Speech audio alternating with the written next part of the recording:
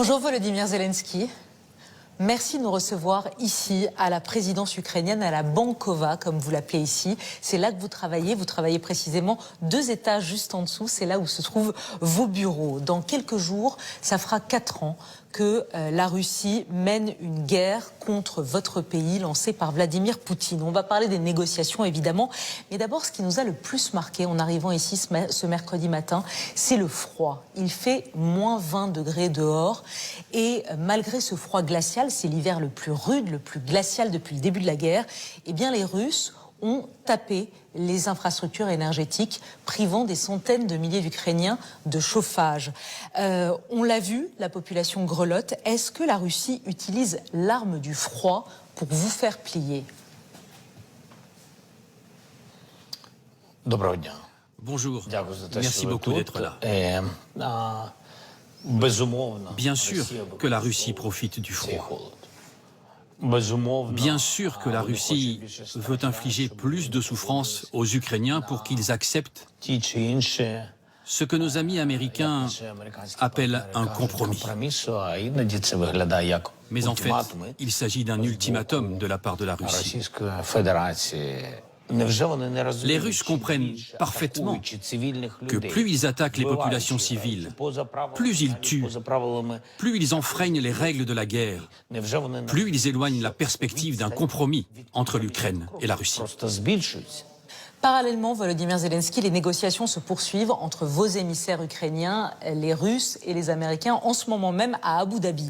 Et pourtant, le Kremlin, ce matin, a fait une déclaration pour dire qu'il poursuivra son offensive en Ukraine tant que vous n'accepterez pas ces conditions. Qu'est-ce que vous répondez à Vladimir Poutine? Ça fait partie des négociations, ce genre de déclaration, c'est du chantage? Bien sûr que c'est du chantage. Mon équipe est actuellement en négociation. Notre priorité est de mettre fin à cette guerre. Et nous sommes reconnaissants aux Américains qui sont eux aussi aujourd'hui à Abu Dhabi. Le point crucial des négociations, vous l'avez dit plusieurs fois, c'est les territoires, et notamment le Donbass. Les Russes veulent que vous vous retiriez de territoires qu'ils n'ont pas encore conquis, comme Donetsk par exemple. Vous avez dit, c'est une ligne rouge, c'est non. Vous le dites encore ce soir, c'est non, on ne bougera pas, on ne sortira pas de Donetsk? La Russie veut que nous quittions tout le Donbass. Pourquoi? Parce que depuis qu'ils ont commencé cette guerre, ils n'ont remporté aucune victoire. Nous, les Ukrainiens, nous nous rendons parfaitement compte du prix que chaque mètre et chaque kilomètre de cette terre coûte à l'armée russe. Eux, ils ne comptent pas les gens qui meurent. Nous, nous sommes obligés de le faire. Pour conquérir l'Est de l'Ukraine, cela leur coûterait 800 000 cadavres de plus, les cadavres de leurs soldats. Il leur faudra 2 ans au minimum, avec une progression très lente. À mon avis, ils ne tiendront pas aussi longtemps. Mais vous êtes prêt à quelle concession, vous? Vous nous dites non pour Donetsk, mais vous êtes prêt à quelle concession? Vous êtes prêt à lâcher des territoires dans le Donbass? Soyons honnêtes. Si on parle d'un conflit gelé, ce que je n'ai jamais voulu, mais si on gèle la ligne de front et qu'on garde nos positions respectives, c'est déjà une concession énorme de notre part. Certains proposent aujourd'hui de travailler un peu comme on choisit un plat au restaurant. Voilà ce qu'on vous propose. Mais c'est totalement faux. Il s'agit de concessions pour les 2 camps. Les Russes ont besoin d'une pause, ils ont les problèmes dont je vous ai parlé. Si on parle d'une zone économique, par exemple, nos militaires vont devoir reculer. Il faut que les Russes le fassent aussi. Si on parle d'une zone démilitarisée, nous devons avoir le contrôle de notre partie. Eux doivent contrôler la leur. Mais entre nous, il faut une force d'interposition internationale, une présence internationale. Donald Trump a dit ce matin à l'attention de Vladimir Poutine, il faut maintenant arrêter la guerre. Bon, manifestement, il ne veut pas arrêter la guerre puisqu'il continue à bombarder. Qu'est-ce qu'il doit dire, Donald Trump, pour faire plier Vladimir Poutine? Poutine n'a peur que de Trump. C'est une réalité. Ce que Trump doit dire à Poutine, ça n'est pas à moi de le dire. Si le président Trump sait que Poutine a peur de lui, alors il ne peut pas accepter toutes les conditions que pose le président russe. C'est Poutine qui a peur de Trump. Ce n'est pas l'inverse. Le président Trump sait qu'il a un moyen de pression par l'économie, par les sanctions, par les armes. Des armes qu'il pourrait nous transférer s'il ne veut pas engager directement l'armée américaine. À travers notre armée, il peut maintenir cette pression sur Poutine. Tout ça est possible. Le président américain veut arrêter cette guerre avec des compromis. Nous avons soutenu ces propositions, mais il ne pourra pas y avoir de compromis sur la question de notre propre souveraineté. C'est notre terre. Vous dites, Vladimir Poutine n'a peur que d'une seule personne, de Donald Trump. Ça veut dire qu'il n'a pas du tout peur des Européens? Il n'a pas peur des Européens. Vous savez à quel point nous sommes reconnaissants aux Européens. Ils sont nos partenaires. Ils nous ont aidés énormément. Mais Poutine n'a pas peur d'eux, malheureusement. Pourquoi? Pourquoi? Pourquoi? Parce que les Européens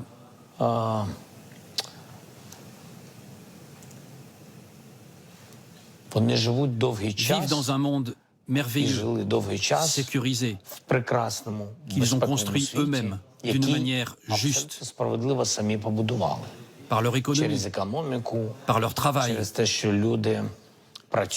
Les économies sont très solides dans les pays européens et ils vivent depuis très longtemps en paix. L'Europe n'est pas aussi violente, l'Europe est très démocratique, l'Europe veut donner la parole à chaque pays, ce qui est juste.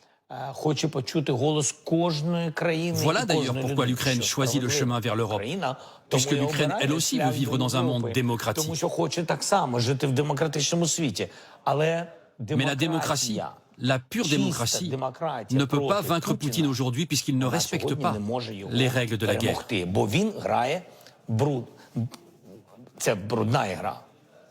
Mais justement, vous avez eu des mots très durs il y a quelques jours à Davos contre les Européens. Vous avez fustigé leur mollesse, leur division. Vous avez dit qu'ils étaient fragmentés. Vous aviez dit que vous aviez l'impression qu'ils étaient perdus face à Donald Trump. Les mots sont durs, les mots que vous avez employés sont durs. Et pourtant, l'Europe continue à vous aider. Elle a donné des dizaines de milliards à l'Ukraine depuis 4 ans, depuis le début de la guerre, en aide militaire, en aide civile. Et malgré tout, vous avez l'impression qu'elle reste molle, l'Europe, face à Poutine, qu'elle n'arrive pas à comprendre les enjeux. L'Europe aide l'Ukraine. L'Europe est consciente des défis. Ce sont des gens intelligents.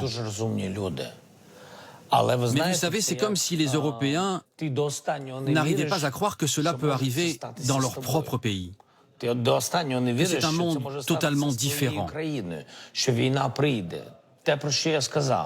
En Europe, la vie est cool, c'est agréable. C'est pour ça que je dis qu'on est tous en train de se battre pour défendre ce mode de vie. Mais aujourd'hui, il est très clair que si l'Ukraine n'arrête pas Poutine, il va envahir l'Europe. Les pays voisins de l'Ukraine comprennent qu'ils seront les premières victimes de Poutine, que la Russie avancera. Leurs drones peuvent travailler en profondeur. La portée de leurs missiles est illimitée. Ils frapperont partout. Je ne veux faire peur à personne. Ceux en Europe qui l'ont bien compris aident l'Ukraine de façon très efficace. Mais les pays qui ne se rendent pas compte que cette tragédie est en train de se produire disent que leur priorité reste leurs affaires intérieures. Ils disent: vous voulez qu'on dépense plus pour les armes? Non, c'est un défi pour notre société. Vous voulez qu'on soutienne l'Ukraine? Nos électeurs disent: ça fait augmenter les impôts. Il faut aider l'Ukraine quand il fait si froid. Alors que notre population dit: mais chez nous l'électricité augmente. Ils ne veulent tout simplement pas se rendre compte de tous les risques qui existent aujourd'hui. À Davos, vous avez aussi dit qu'avec Donald Trump, le dialogue était parfois difficile. On a envie de s'imaginer comment ça se passe quand vous, Volodymyr Zelensky, vous vous retrouvez face à Donald Trump. Comment ça se passe? Comment se passe un entretien? Quelle qualité il faut avoir face à Trump pour le convaincre, pour le faire changer d'avis? Je ne vais pas vous dévoiler tous les secrets. Sinon, je n'aurai plus aucune... comment dire? Aucune... Non, non, pas les cartes en main. Ça, c'est une expression de Donald Trump. Je ne peux pas vous les dévoiler. C'est un dialogue entre deux personnes. Il y a plusieurs facteurs, notamment la situation de nos deux pays. Les Américains, comme les Ukrainiens, ce sont des gens ordinaires. Et je suis sûr que nos peuples ont les mêmes valeurs. C'est différent au niveau politique.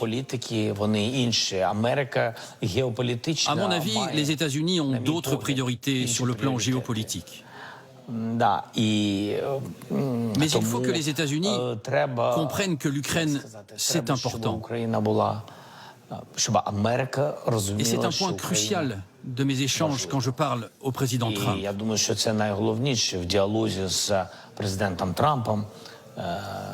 Il doit se rendre compte que l'Ukraine est importante pour la sécurité du monde. Emmanuel Macron a déclaré hier que la reprise de dialogue avec Vladimir Poutine était en train de se préparer. Il faut que les Européens parlent à Vladimir Poutine, il faut qu'ils le reçoivent à nouveau. Vous trouvez que c'est la bonne chose à faire? Nous sommes de bons amis, Emmanuel et moi. Bien sûr, il m'a appelé pour me dire qu'il réfléchissait à une reprise du dialogue avec les Russes.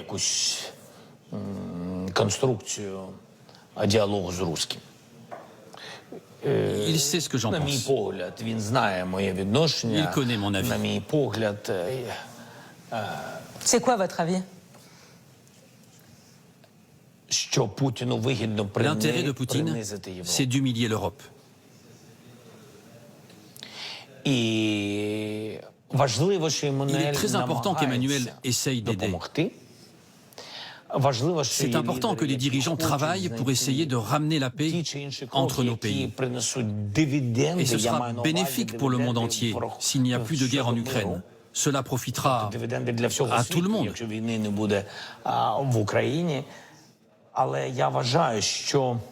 Mais je pense que la pression sur Poutine, elle n'est pas suffisante. Lorsqu'il y a des discussions, il ne cherche qu'à humilier les Européens. Alors, quand on parle de reprendre le dialogue avec Poutine, la question se pose. À quel moment? Non pas quel jour précisément, ça aurait pu être hier si la pression sur la Russie avait été suffisante. Mais ça n'était pas suffisant. Donc mon avis, c'est qu'il faut dialoguer, mais en mettant des conditions. Quel message vous avez envie d'envoyer aux Français qui vous regardent ce soir? Il y a quelques jours, la France a arrêté la flotte, un bateau de la flotte fantôme russe, présumé. Vous avez dit que c'est une bonne chose. Il faut le faire beaucoup plus. Est-ce que les Français doivent faire plus pour les Ukrainiens? C'est une décision qui appartient aux Français. En ce qui nous concerne, nous vous sommes reconnaissants pour l'aide que vous nous apportez. Plus l'aide française sera forte, moins vous avez de chances que cette guerre arrive chez vous. C'est mon message à la France. Nous sommes reconnaissants à ceux qui croient en nous. Merci pour votre aide. Et nous comptons sur un soutien encore plus fort. Et pour ceux qui ne croient pas en nous, eh bien c'est leur choix. Volodymyr Zelensky, qu'est-ce qui vous traverse alors qu'on va arriver là aux 4 ans de cette guerre, le 24 février? Quel sentiment domine chez vous? La lassitude, la colère, la douleur, la fierté, qu'est-ce qui domine comme sentiment? La fierté. D'abord la fierté pour les Ukrainiens. Nous sommes 40 fois moins nombreux que les Russes. Mais regardez à quel point notre peuple est plus grand que la Russie. Nous sommes plus libres et nous comprenons très bien le prix de la vie. Depuis 4 ans, combien d'Ukrainiens sont morts? Est-ce que vous le savez? On parle de dizaines de milliers de morts. On parle de plus de 100 000. Est-ce que vous avez les chiffres? En Ukraine, officiellement sur le champ de bataille, le nombre de militaires tués, qu'ils soient des militaires de carrière ou des gens qui ont été mobilisés, c'est 55 000. Et il y a un grand nombre de personnes que l'Ukraine considère comme des disparus. Cette guerre, Volodymyr Zelensky, cette guerre depuis 4 ans, vous avez peur de la perdre? Bien sûr. Si on perd cette guerre, on perd tout simplement l'indépendance de notre pays. Nous avons réussi jusqu'ici à la préserver. Si on perd notre indépendance, si nous devenons une partie de la Russie, ce serait une perte absolument monstrueuse. Et je suis sûr que ça n'arrivera pas. Dans un an, si on revient ici à la présidence, vous interviewez, il y aura la paix en Ukraine? J'espère bien. On va faire tout ce que nous pouvons. C'est notre priorité, la mienne et celle de mon équipe. Pour arriver jusqu'ici, on a dû passer par plusieurs barrages, plusieurs checkpoints. On nous a pris nos téléphones. On a été fouillés à plusieurs reprises jusqu'à arriver au 6e étage. Partout. Est-ce que tous les jours, vous avez peur pour votre vie? À vous. Quand on parle de peur, vous savez, la Russie a déjà essayé de m'éliminer plusieurs fois. D'une certaine manière, je ne ressens plus la même peur qu'au début de la guerre. Je m'y suis habitué. Ça fait partie de ma vie. Merci. Merci à vous. Merci Volodymyr Zelensky d'avoir accepté cette interview ici à Kiev. Tout de suite, la soirée spéciale Ukraine sur France Info, Canal 16. Merci aux équipes de France Télévisions aussi qui ont rendu possible cette page spéciale ici à Kiev.